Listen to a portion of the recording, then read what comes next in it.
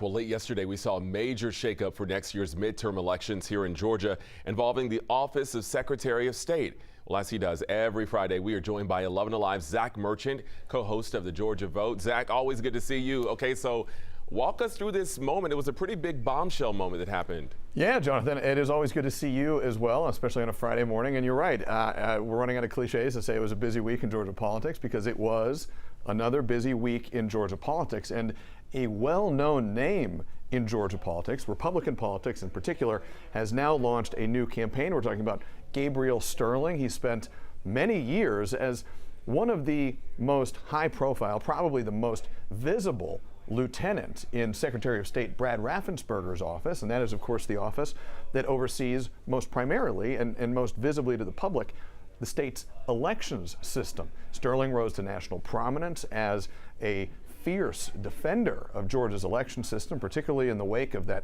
very controversial, very high-profile 2020 presidential election here in Georgia. And now we can report that Gabe Sterling has launched a campaign of his own for the top job.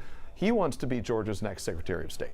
Yeah, a lot of people did not see this coming, but as you said, a big name here. So that begs the question, what does that mean for current Secretary of State Brad Raffensperger? It does beg that question. It is a great question because, of course, we currently have an incumbent Republican Secretary of State in Brad Raffensperger. He's the guy who Gabe Sterling for many years worked for. Sterling recently left the Secretary of State's office, which was kind of one of the first indicators that perhaps a campaign was looming.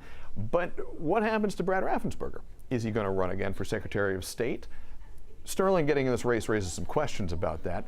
We should note, Raffensperger has been doing a series of interviews around the state. He did a big one with us a few months ago where he strongly indicated, implied, suggested that he was at the very least closely eyeing a potential run for higher office. He hasn't said anything declarative just yet about his future plans, but watch this space because this with Sterling getting in the race perhaps tightens the timeline for Raffensperger to make a decision about his future. And we should note, too, because it is not just a Sterling race right now. We also have a Democrat in Adrian Conteneri in this Secretary of State race and two Republicans, State Representative Tim Fleming and Kelvin King, already in this field of Secretary of State contenders, and more people could be jumping in still. We have time. Yes, certainly a lot of time, a year left. Okay, so until the election. So let's talk about something else. We know Congress is back in session, Zach, and lawmakers really have a big deadline coming up. Yeah, it's kind of like going back to school and immediately having a big deadline right off the bat. You're still kind of going through, syllabus week, and you got to do your homework. The government needs to pass a spending bill to keep the government open. And they've got to pass it by the end of this month, by September 30th. If Congress cannot hammer out a deal to pass a new spending bill, the government's going to run out of funding, or at least run out of sort of budgeted funding, and we would be in a situation where a government shutdown would happen. So all these lawmakers, they're just getting back from summer recess. They're back on Capitol Hill. We spoke with one of Georgia's federal lawmakers, that's Democrat Senator Jon Ossoff, this week, and I asked him, what are you going to do to make sure that a spending bill gets done to avert a government shutdown? You can hear his answer coming up this Sunday on the Georgia Vote. Yeah, we'll be watching the Georgia Vote, Zach, this Sunday. What else do you guys have coming up? We've got about 20 seconds here. Always a packed show. One of the things we always like to highlight is the voice of the voter. It's how we end every show, and it's a chance to highlight regular folks in Metro Atlanta and give them the space to share what matters most to them in politics. Because politics is about real, regular people when you boil it all down, right?